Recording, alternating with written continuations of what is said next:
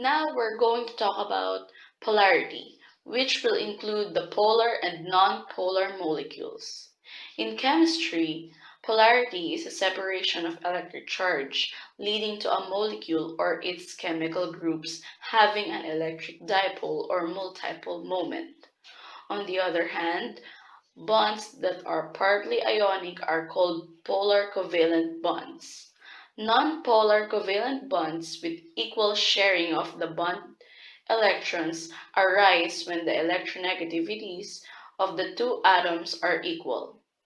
Before we proceed to the mystery of the experiment, certain components will help us to know more about the molecule, to distinguish if it is polar or a non-polar molecule. A non-polar molecule is made up of one element. Monatomic and diatomic elements are considered as non-polar molecules. The examples of diatomic molecules are nitrogen, oxygen, carbon dioxide, hydrogen, and fluorine. These are all non-polar. Those noble gases are included in the molecule. One example is methane. A molecule has an electronegativity that is less than zero point 0.5, therefore it is identified as a nonpolar, while it will only become a polar molecule if it is greater than zero point 0.5 up to 1.7. If it has hydrogen bond that is directly attached to nitrogen, oxygen, and fluorine, it is already a polar molecule. Examples of these molecules include water and ammonia. These structures are examples of nonpolar molecules.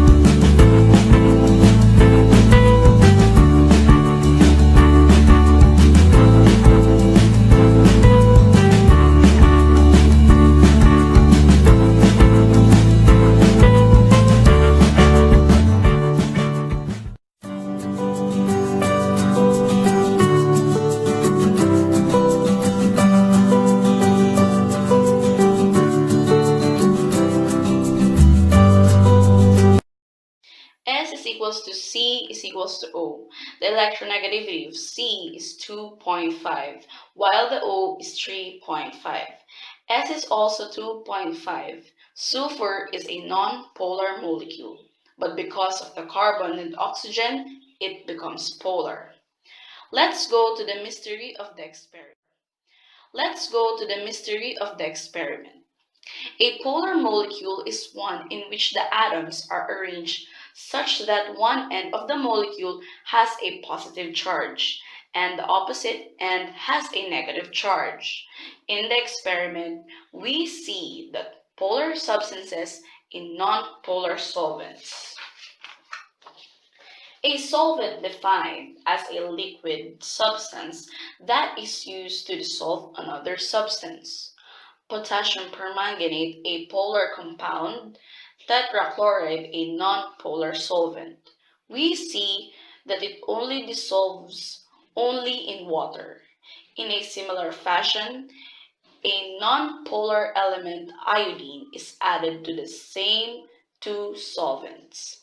This time, we see that iodine only dissolves in carbon tetrachloride. Iodine and carbon tetrachloride are both nonpolar, so the liquid dissolves the solid.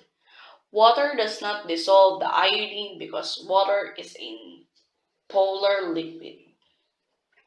Similarly, potassium permanganate and water are polar in nature, so it dissolves in water. But potassium permanganate does not dissolve in carbon tetrachloride because the solution is nonpolar in nature.